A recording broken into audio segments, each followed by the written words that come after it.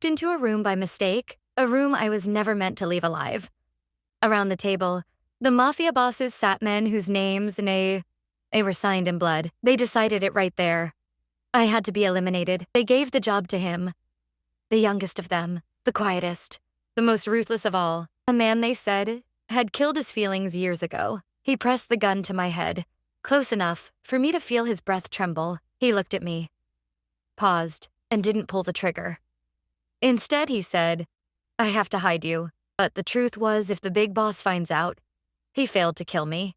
And worse, if he discovers that he's fallen in love with me, he'll force him, kill his own love, with his own hands. And I realized this is no longer just a story of survival. It's the story of a man who must destroy one thing, power or his heart. Entering the Mafia world, join us with a like, subscribe. The cold January wind cut through my thin coat, and with every step I took, it felt as if my body shook even more. I hurried down the cracked sidewalk, almost running, trying to reach the small Italian restaurant before anyone noticed I was late. My fingers were frozen, my lifeless hair fell across my face, and my stomach twisted with that familiar heaviness, fatigue mixed with the weight of the past. 2 hours of sleep and a burden of memories I could never forget walked beside me. The warm light inside the restaurant did nothing to ease the anxiety in my chest. I tied my apron, my hands trembled slightly as I tried to push away the thought that had been haunting me since morning, that no one ever truly cared, and that my birthdays always ended with tears and empty rooms. Suddenly, my eyes caught on a customer holding a book. On its cover, it read, "We only expected others to be there for us. If only we had expected that from ourselves." The words were small, but piercing, stirring something raw and painful inside me. I blinked, took a deep breath, and turned back to the trays on the counter. The clinking of glasses and the hum of laughter and conversation, things I had always watched from a distance, pulled at me.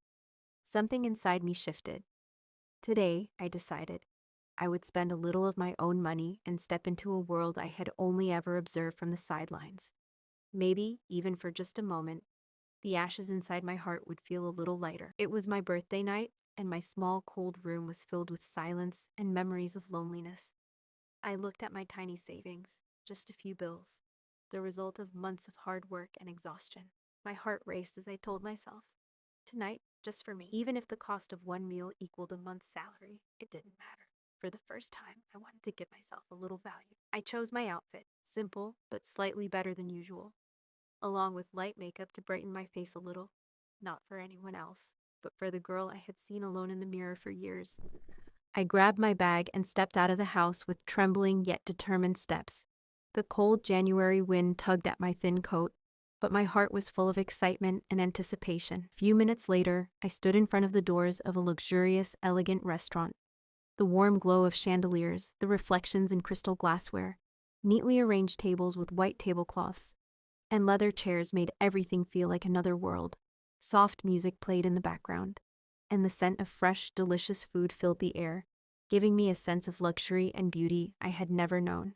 I had always looked at places like this from the outside, but now I was about to step into that different world myself. I took a deep breath, my heart calmed a little, and I walked inside, ready for the first moment that would belong only to me, even if it was brief and fragile. The moment I stepped inside, the looks from people and the warm glow of the chandeliers left me slightly disoriented. The soft music and gentle laughter created a strange contrast with the anxiety and excitement surging inside me. With small, trembling steps, I moved toward the tables I had always only admired from afar. A waiter, a man in a neat suit with a professional smile, approached and asked, "Are you waiting for your partner?" My voice shook as I replied, "No, I just need to use the restroom." I walked toward the restroom and looked at myself in the mirror. I smiled, a quiet, bitter smile that felt more like a foolish idea than happiness. What was I really thinking coming here? I washed my hands and took a deep breath. The feeling of exhaustion and loneliness grew stronger. I looked at myself in the mirror, but for several minutes I couldn't find any calm. Laughter and conversation echoed from the dining hall, and every time the door opened, women in expensive dresses and eye-catching jewelry stepped in, touching up their lipstick with smiles and confidence. Not even for a moment did I feel alone or at ease. I took a deep breath and headed toward the restroom exit. Suddenly, my eyes caught a room that stood out from a distance. Its door was slightly open, and a faint light spilled into the large hall. The restaurant was so big that even from far away, you couldn't see everything. But this room seemed to be designed for important meetings. I felt the urge to step inside, just for a few minutes, to cry a little. Maybe I could find some brief relief. I gently opened the door and realized there was a large conference table inside. Around it sat men in formal suits, their gazes sharp and penetrating. One of them, a middle-aged man with a serious, precise face, gray hair, and furrowed brows, looked directly at me. His expression conveyed power and threat at the same time, and the way he stared at me made it impossible to blink. Suddenly, a younger man called his guards and gave an order. My heart began to race, and I understood that the situation was dangerous.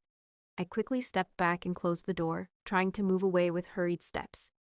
But before I could escape, the two guards of that young man blocked my path. One of them said softly, yet threateningly, "Please, come with us." My eyes filled with fear. I tried to pull away, but they took me to a small, dark room inside the restaurant and locked the door behind me. My breathing grew shallow, my heart pounded in terror, and the darkness of the room stripped away any hope of escape. A few minutes later, the sound of the lock cut through the silence. When the door opened, the dim light in the room fractured for a moment. He walked in. The same man who had ordered his guards to take me, younger than the others, wearing a dark suit that looked as if it had been tailored precisely for his body. No excess, no flaw. His face was calm. Too calm. The kind of calm that didn't reassure, only unsettled. His gaze wasn't rushed, and it wasn't angry. It was the look of someone who weighed things carefully before deciding what to do with them. Only one bodyguard followed him inside, silent, like a shadow. He closed the door. "Who sent you?" His voice was low, controlled, but the question hollowed something out inside my chest. My mind raced. A spy? My breath trembled. "No one," I said. I came for my birthday." His eyes narrowed slightly. He stepped closer, close enough for me to catch the sharp, cold scent of his cologne. "Don't lie." A brief pause. "No one comes here alone. This restaurant isn't a place for lonely people. Everyone comes with a partner." Tears burned behind my eyes, but I forced them back. "I made a mistake," I said. "I saw an open room. I thought it was empty." A faint smile touched the corner of his mouth. It carried no warmth. "A mistake?" he repeated. Then, without changing his tone, "My name is Kairos. You know exactly who I am. And it's in your best interest not to lie." I had heard the name before. Not directly. In whispers. In unfinished sentences that always ended abruptly. A young boss, people said, was more than just the owner of a luxury restaurant. They said behind these walls, deals were made, people disappeared, and secrets lived.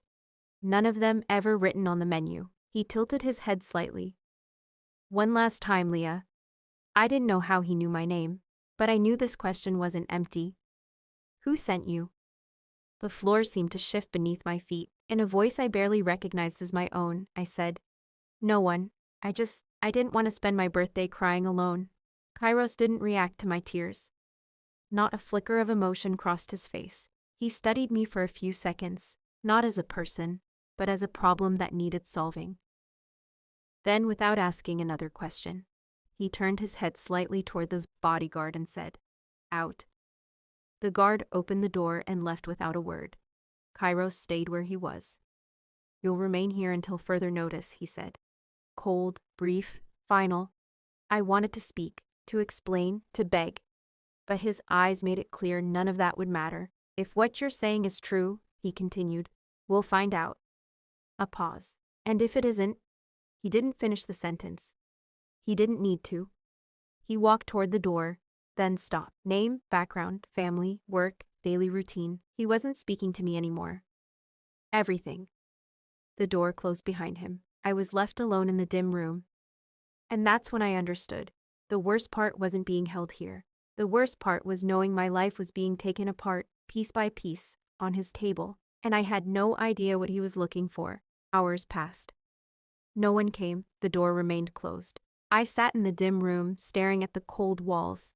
every faint sound, every distant step in the restaurant making my heart race. Kairos didn't say what he wanted, but his presence, and that single sharp sentence, "You'll remain here until further notice," was enough to fill my mind with fear and doubt. I knew he was investigating my past, everything I thought I had buried. Every call, every note, even my glances could be used against me, and there was no escape. I tried a few times to leave the room, but remembered the door was locked. No sound could help me. I thought, maybe if I say something, maybe if I do something. But he knows everything. Hours ticked by. The only sounds were the ticking of the clock and occasional footsteps of the bodyguards in the hallway. And every time a step came closer, I felt my life being examined under his relentless gaze. The day had been long and heavy. The dim light of the restaurant, the quiet murmurs of the waiters, and the soft background music were the only things keeping me connected to reality. Yet nothing felt peaceful. I sat there, head down, exhausted and hollow. My mind filled with that same persistent feeling, that misfortune always finds me, even when I've done nothing wrong. No one came into my room. The bodyguards only brought me food. A simple, warm plate placed silently on the table before they left. The taste didn't reach me. It was as empty as my day. Hours passed, as I stared at the walls, listening to the distant sounds of the restaurant, thinking about why bad things always happen to me, for no real reason. By nightfall, the door opened again, and Kairos entered. That same cold, precise gaze, that heavy silence, that presence that commanded the room. "All right? What were you doing here?" he asked. This time there were no tears, no tremors of fear. I answered, calm but icy, firm. "I told you everything. I am not a spy or anything else." Kairos paused, but not a flicker crossed his face. I felt it. This time, no fear, no anxiety, only absolute coldness inside me. I was no longer the girl who had cried earlier in the day, fresh from solitude and past pain. This time, I delivered only a cold truth to him, no pleading, no visible fear. And I understood that this night was just the beginning of a test. A few minutes of silence passed, and I just stared at him. Cold, unmoved. No tremor, no fear. I lifted my head slightly and said, "Did you find anything here but my pain, my misfortune, and my misery?" Kairos paused. His eyes were sharp, piercing, but not with surprise, not with anger. Only assessment. He tilted his head slightly and said, calm and cold, "No, either you're telling the truth, or you're an excellent actor, and your story is perfectly constructed." A faint, icy smile touched the corner of his mouth, but it held no warmth. I understood that he wanted to know where I hid the truth, where I lied, and what of me was real. This time, I was no longer the small, frightened girl. I was simply presenting a cold truth, and any other reaction would be meaningless. Kairos took a deep breath. His voice was calm, but exhaustion rippled through it. "That's enough," he said. "I spent all day digging into you. Every trace, every name, your past." His hand moved slowly toward the gun. Not fast, precise, calculated. The cold metal caught the dim light, as if it knew it was about to touch someone's fate. He raised the gun and pressed it against my head. I didn't scream. I didn't step back. I didn't even take a sharp breath. I just looked at him. In that heavy silence, my mind began to speak not with fear, but with exhaustion. After all the misery, after all the years I grew up in pain, the childhood traumas that never healed, the sleepless nights, the depression no one ever named, the running, the loneliness, the working myself to collapse. This is where I end up. Not because of a mistake, not because of guilt, just because bad things always find me. This is how I die in a dark room, with a gun to my head, in the hands of a man for whom I am only a possibility. I didn't close my eyes. There was no reason to anymore. And then, uninvited, silent, a tear slipped from the corner of my eye. Not from fear. From everything I had never been allowed to cry for. Kairos's finger rested on the trigger. He didn't pull it. He didn't move it away. Seconds passed, maybe more. Time slowed until I could hear my own breathing. His gaze wasn't the same anymore. Not angry, not certain. Something in his expression fractured, not much, but enough. Very slowly, he lowered the gun. As if he didn't fully understand why. Finish it, he said, short and cold. I didn't know whether he meant the questions, or this entire game, but I knew one thing had changed. I was still alive, not because my innocence was proven, but because he couldn't pull the trigger. And that was more dangerous than death. Kairos couldn't kill me. The realization hit him like anger. He stepped back suddenly, stopped. His breathing grew heavy. He lifted his hand and dragged it hard through his messy hair, as if trying to tear something out of his own head. He wasn't angry at me. He was furious with himself. For he stood there facing the wall. Then he turned sharply and walked toward me. Listen, he said. His voice was firm, but something broken trembled beneath it. I'm letting you go. You're not a prisoner here anymore. He paused. His gaze locked onto mine. But your old restaurant? That job is over. You've been gone for 2 days. You're fired. Before I could speak, he continued. From now on, you work here. In this restaurant. He stepped closer. Not out of kindness, out of caution. His voice dropped. If you don't run, if nothing suspicious comes from you, at least you'll be close under our watch. His eyes sharpened. And if you truly are innocent, a pause. This place pays more. Then cold and uncompromising. But you stay here.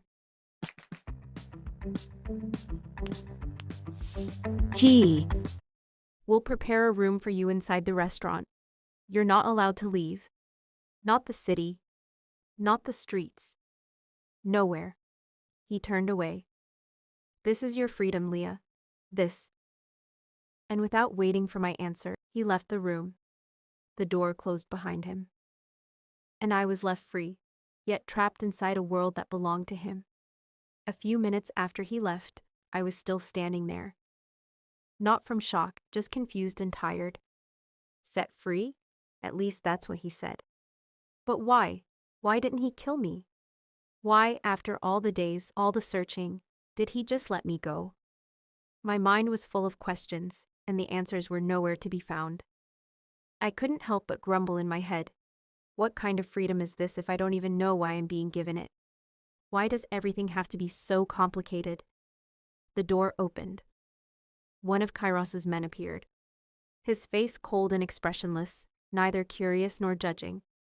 He just said, "Come." No threat, no kindness. I followed him a few steps, my legs heavy, my mind full of questions. Why didn't he kill me? Why am I still alive? Why do I have to stay here? We moved through dark, long corridors, dim lights, towering walls. Nothing familiar, only the sound of our footsteps keeping pace with me. He stopped and opened a door. This is your room. Simple, clean, quiet, too quiet. The door closed behind me, leaving only silence. And I still didn't know, am I a prisoner or an employee, protected or just being watched? I could only grumble. Why? Why is nothing clear? Morning came and my first day at the new restaurant began. I was still confused and cold, but someone made my steps easier. A kind girl in a neat uniform approached me. "Hi, I'm Sophia. Here, this is your uniform." She handed me the clothes and calmly explained what I should do and what I shouldn't. I tried to absorb her instructions, but my mind was still full of questions. I'm so confused. I don't even know where to start, I admitted. Sophia smiled, gentle and calm. Don't worry, it's going to be interesting. This place is full of food, eccentric people, and luxury. But one important rule, don't ask too many questions. Good money, good benefits. You'll get them. Just do your job. Gradually, Sophia and I became friends. We talked, we laughed, and I began to feel that maybe this could be a fresh start. I began working carefully, calmly. Each time I delivered an order, each time I saw a smile, my heart felt a little lighter. And I whispered to myself, Maybe this is a beginning, a new start, a better life with myself. That same day, everything felt strange and new. Sophia moved beside me with ease and confidence, as if she had worked here for years, like the world was a safer place for her. She adjusted my uniform, tied my apron, and smiled as she told me where to stand, when to smile, when to stay quiet. Sophia was beautiful, not in a distant, untouchable way, but in a way that made people feel comfortable. Her sweet smile when she spoke made me forget that my heart was still racing. We talked quickly. We laughed quickly. And just as quickly, I realized I could be myself around her. For the first time, I felt like I might actually have a friend. Someone who didn't ask about my past just stood beside me. No one had ever been this kind to me before. Near noon, the restaurant grew busier. Sunlight poured through the tall windows, spilling over polished tables and white plates. And right then, Kairos walked in. The atmosphere shifted, not because of a sound, but because of his presence. He sat at one of the central tables. Dark suit, straight posture, cold eyes. Sophia and I were still speaking softly when I felt it. His gaze. With a small movement of his hand, he gestured. Come. My heart dropped. I glanced at Sophia, then walked over. Yes, sir, I said. He looked at me. No smile, no frown. Good, he said. You're getting used to this place. A pause. You even made a friend. Yes, I replied. Sophia taught me a lot. He nodded slightly. Then indifferent. Bring me a steak. He added a few more items. I turned to leave. But even as I walked away, I could feel his eyes on me. As if in that bright restaurant full of food and people, there was always a shadow following me. When night fell, the restaurant changed. The lights grew warmer, the voices softer, and the tables filled with people who felt like they belonged to a different world than mine. The boss was still there. Every time I passed through the dining room, I felt his gaze. Not obvious but constant. As if he always knew exactly where I was. I got distracted. Just for a second. My foot slipped, and I nearly fell. Before I hit the ground, Sophia grabbed my arm. Easy, she said softly. It's okay. You're fine. My hands were still shaking as she guided me toward the kitchen, where the noise was louder and eyes paid less attention. She smiled. That same sweet smile. First day, it happens. Then she paused. Her expression shifted. But why does the boss keep looking at you like that? I don't know, I said. Maybe he just wants to see how I work. Sophia let out a quiet laugh, not amused, surprised. No, she said. That's not it at all. He doesn't care about people. At all. She stepped closer, glanced around, then lowered her voice. Haven't you heard the rumors? What rumors? I asked. She whispered. They say he's Mafia. Real Mafia. Ruthless. People disappearing is easy for him. My chest tightened. Some nights they have VIP guests. They all look like Mafia bosses. And those rooms? She paused. If we even go near them, we wouldn't last a second. Her eyes darkened. A friend of mine who worked that section warned me.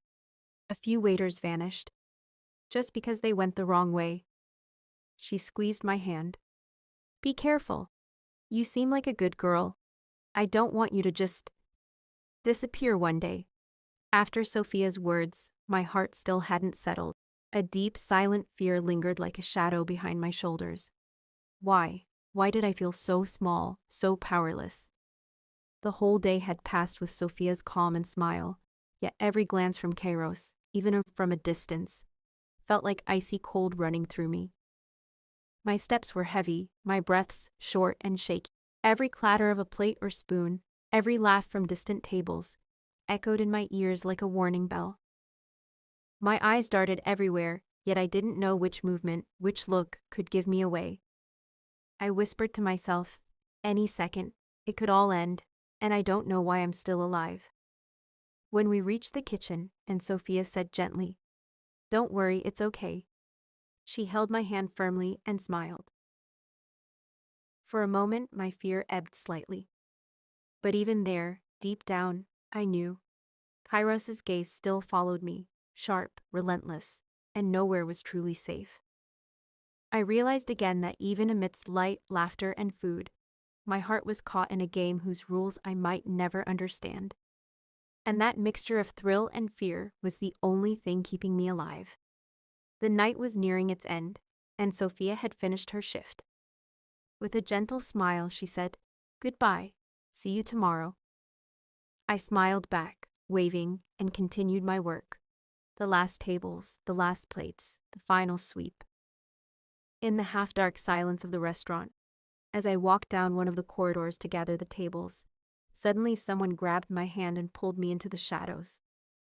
My heart sank, my breath hitched, and I realized it was him.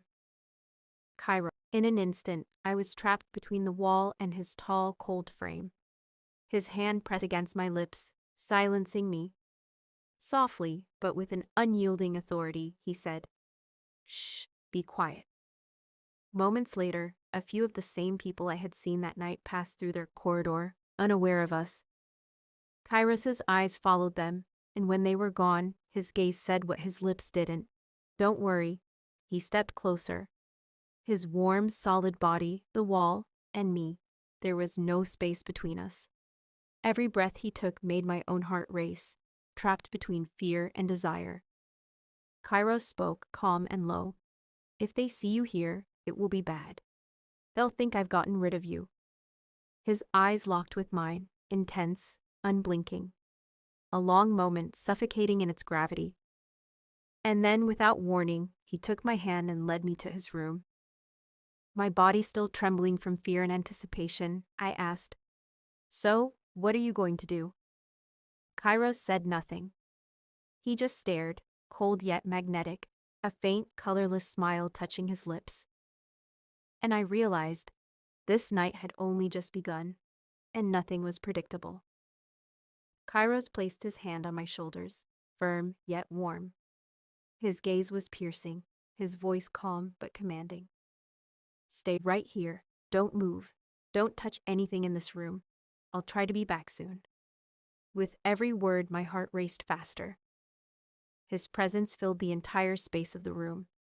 Before he left, he repeated, "No one must notice you." He withdrew his hand and left without waiting. I was alone in the heavy silence of the room, my breath still erratic from fear and anticipation. Minutes stretched endlessly. My body, exhausted, to his bed. My work clothes still marked the day, but I had no strength left. My eyes grew heavy, and I drifted into sleep, unaware of time or anyone. Suddenly, the soft sound of footsteps and the door opening pulled me from my half-sleep. The door opened quietly. Kairos entered, more exhausted than ever. He took off his dark jacket and tossed it onto a chair, unbuttoned his collar, and took a deep breath. He stood beside the bed. His gaze. He gave a very brief smile, not of happiness, but he said softly, "They really worked you hard today." His hand rose, very slowly. His fingers ran through my hair, a silent touch, as if he didn't even want me to notice. I wasn't asleep. Not completely. I felt his movements, the warmth of his hand, the pause in his breath. He rested his hand on my head, and under his breath, in a voice more like a confession than words, he said, "I've killed hundreds, in the worst ways possible." He paused. His gaze became heavy. "But this one," he continued softly, "I can't." At that moment, the door opened. What the fuck? Only his friend Nick entered, glanced briefly at me, then directly at Kairos. "What did you do with her?" Kairos didn't take his eyes off me. "Relax, I didn't touch her. I just came from a meeting, she had fallen asleep." Nick stepped closer, his voice lower but merciless. "You've eliminated hundreds without a shred of doubt. Why can't you do it to this one?" Kairos remained silent. A few heavy seconds passed. Then he simply said, "I honestly don't know." Nick smirked. "Idiot. Not only can't you kill her, you were choking tonight just thinking about her getting hurt." Kairos exhaled sharply. Yeah, I guess you're right. Nick laughed, a half-bitter laugh. Remember how you used to mock me for falling for Sophia? You said I should fall for a richer girl, not a waitress. He paused. Now look at yourself. I think you've fallen in love. Kairos's gaze returned to me. Don't talk nonsense. But he paused. But about Sophia, you were right to love her. His voice softened. This girl, she's the saddest person I've ever seen. She's never had a friend. Always alone. A pause. But today with Sophia, it's like they've known each other for 10 years. And I, in that heavy half-sleep, realized my real problem was no longer just being trapped by a mafia. It was that its leader was slowly, quietly, watching me. Kairos's gaze was still on me, long enough for Nick to notice. Nick raised an eyebrow, his tone half serious, half mocking. Want me to tell the boss? Tell him the great Kairos fell in love with his prey and can't pull the trigger anymore? Kairos turned sharply. His eyes darkened. Low voice, sharp. Shut up. The boss must not know, not a single word. Nick lifted his hands. Relax, I'm kidding. But the smile faded. He stepped closer, voice dropping, dangerously calm. Just know this, Kairos. One day he'll find out. A pause, heavy. Nick's eyes flicked to me. And that day, he'll make you kill her yourself. The room went cold. For the first time, Kairos was afraid. Not of the boss, not of blood, but of the moment he'd be forced to choose.